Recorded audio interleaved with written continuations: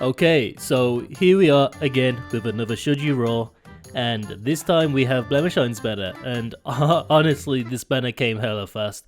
Like, this banner came fast as fuck, boy. I don't think you have any idea how fast I really am. I'm fast as fuck, boy. So, I'm assuming all of you guys are in the slums like me after pulling for Suita, and you pretty much have no gacha currency. Like, please, Aosta, give us a times 10 ticket, please. But yeah, especially if you got spooked by hella good as well. They're hella good! It's hella good! We actually got a hella good. I told you guys, I knew it. I knew we was gonna get a hella good this stream. I knew it. It's hella good. We got hella good. I told you, man. I told you. We was gonna get a hella good. I knew we was going to get him.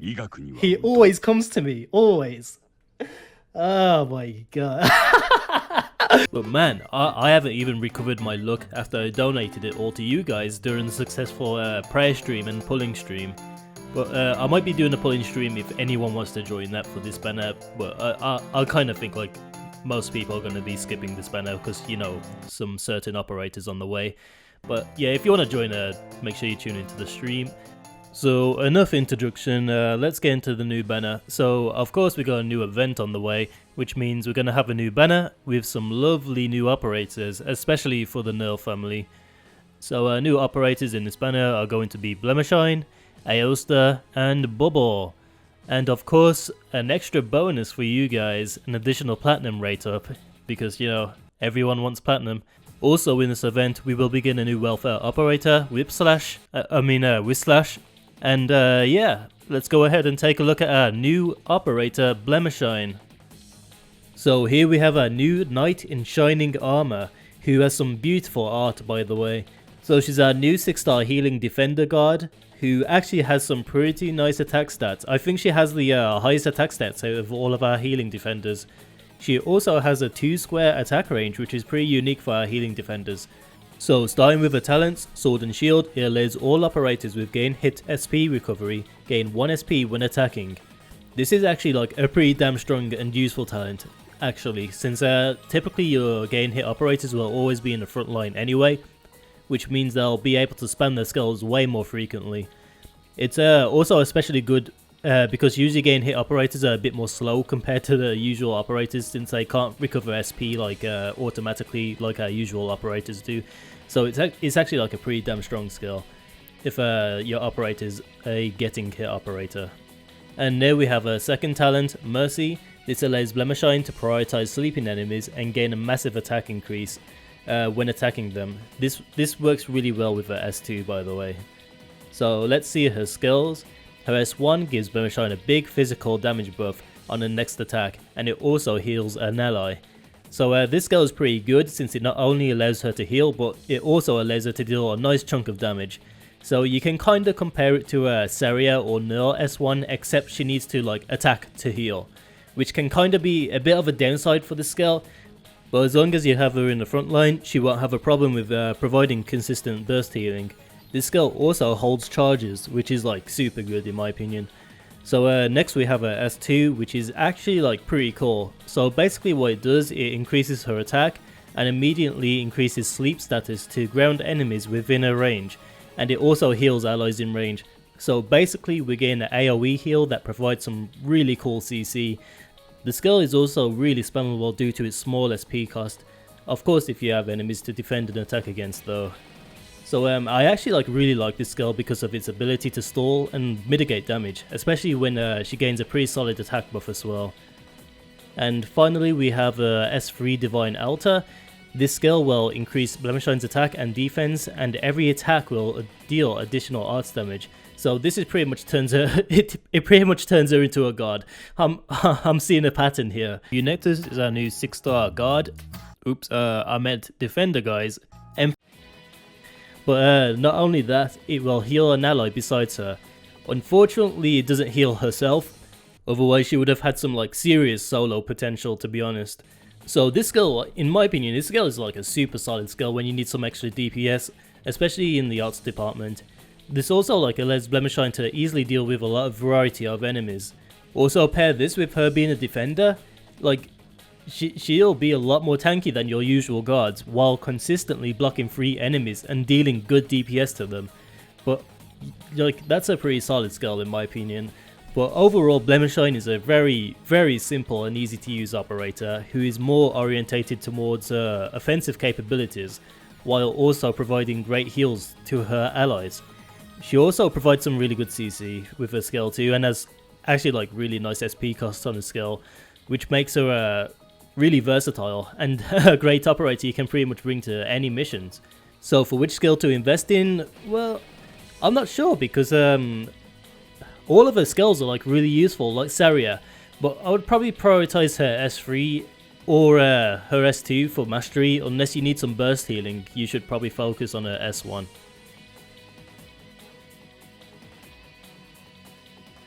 Alright, next we have Aosta. Aosta is a new 5-star close range sniper with a really goddamn awkward attack range. It's very similar to the Terminator, although a positive is that his trait allows him to attack all enemies within his range and deal 150% damage to all enemies in a row directly in front of him. So if you place him correctly, he can actually like make full use of his trait and he can perform some pretty decent damage. Well, I also want to mention his DP cost. At E2 it costs 31 goddamn DP to deploy him. Hey yo, what the fuck? That is a lot of DP. I'm pretty sure that's like the most DP we have for a sniper operator. But he does have like some of the highest defensive stats on a sniper, so it's kind of justified. So now we have his trait. This is probably the main gimmick he has. You can kind of compare it to Blue Poison. So what it does, it allows his attacks to inflict bleed to unblocked enemies. This bleed effect will deal a decent chunk of arts damage every 3 seconds pretty much. And it's kind of sad that they don't get this debuff once they are blocked, but you know, it does have to have its weaknesses, I guess. So next with his skill, his S1, it's very simple, increases his attack and attack speed. Pretty good with a nice skill duration. So his S2, Shadow Nails. this is like the only chance you'll get to make a staple gun look edgy. So what it does is it increases his attack intervals and his attack. Also, every attack will bind the target, while also doubling the damage multiplier of his talent. So this skill really increases his damage potential because of the double damage from his talent. This skill like also provides really great CC, which if you think about it, if you're smart about it, it allows this talent to take more effect because it would stall them for longer before they get blocked. But a big downfall in the skill though is the really high SP cost compared to the uptime in my opinion.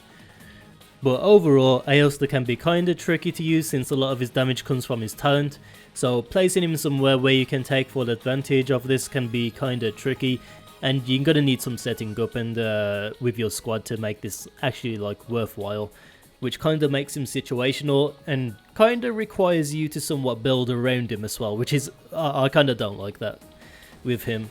So for which skills I would prioritize, I would probably use his S2 since it further enhances his source's damage and his gimmick while providing some pretty decent CC at the same time.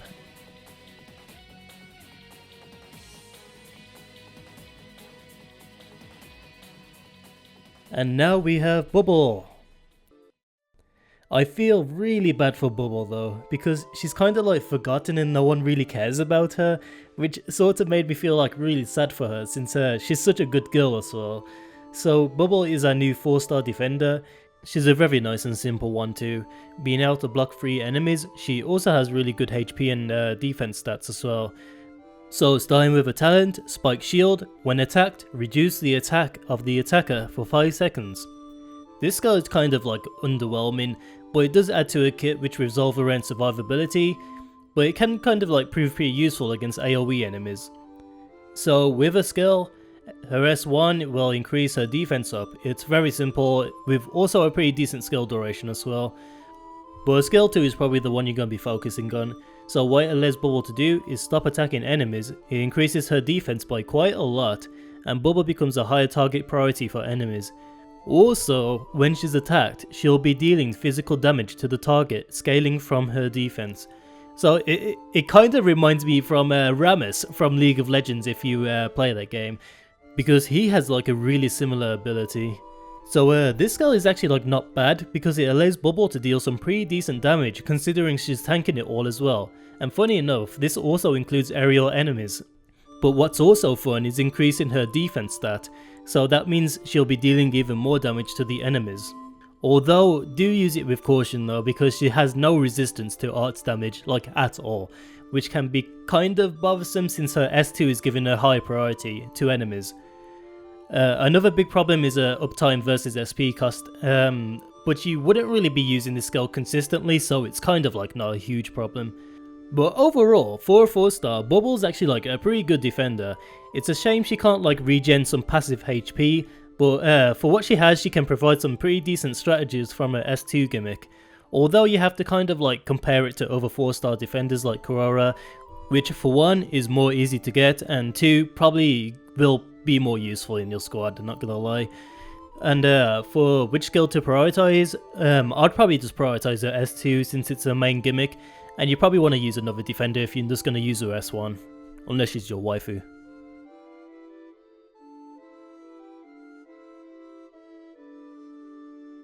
And finally we have Whislash.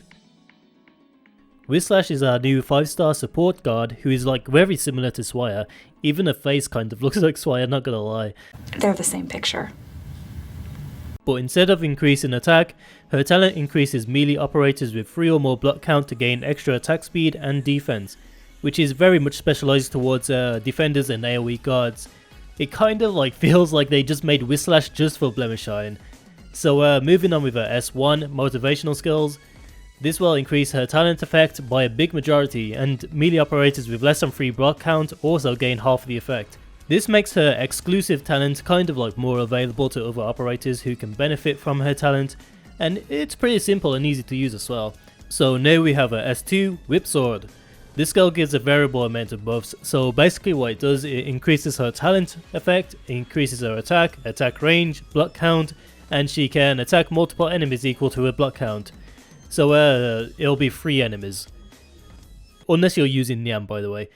So this is quite like a vast amount of buffs you can push out, which can be like really beneficial.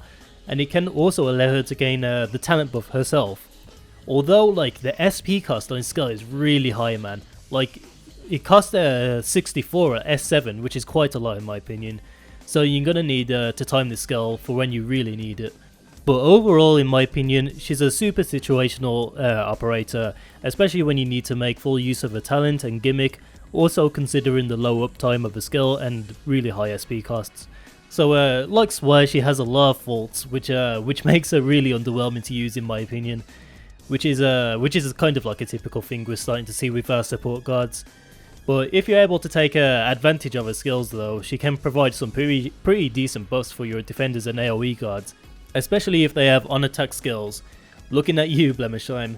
So for which skills to prioritize, it's kind of a tough one to pick, but in my opinion, the more consistent route would be going with her S1, mainly due to the lower SP cost and the higher talent effectiveness, because I feel like with Whislash, you're going to be wanting to use her talent more than anything.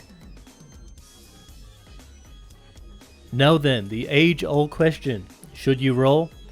Again, this one is very similar to the one we had on the previous banners before limited time operators, like the ones before Nian and W. So these operators are very good at what they do, but they're also like really easily replaced. For example, if you have Saria or even Nearl, you probably won't even need Blemishine, especially since we have that many operators in the game that can do similar things to what Blemishine does. Another reason to skip this banner is because we have the limited time banners on the way, and it could be very soon, which could be Rosmontis and Mudrock banner. So those who want to pull for that banner, you probably want to save your gacha currency, to be honest, especially if you're free to play. But if you love Blemishine and you love her skills, I would definitely give this a shot and try and roll on a banner. She can provide some super good utility and healing for your squad. Not only that, she has some like amazing DPS as a healing defender as well. And as for Bubble and Aosta, these operators are very replaceable in my opinion. So if you don't really want Blemishine and you just want Aosta or Bubble, then I'd just recommend you doing the guaranteed 5-star and stop there and roll nothing else. So I really hope this video helps you decide on if you want to roll on this banner.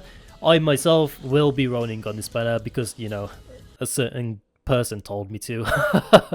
So make sure you be there on the stream if you want to watch me roll for her and other people potentially. So yeah, thanks for watching and good luck.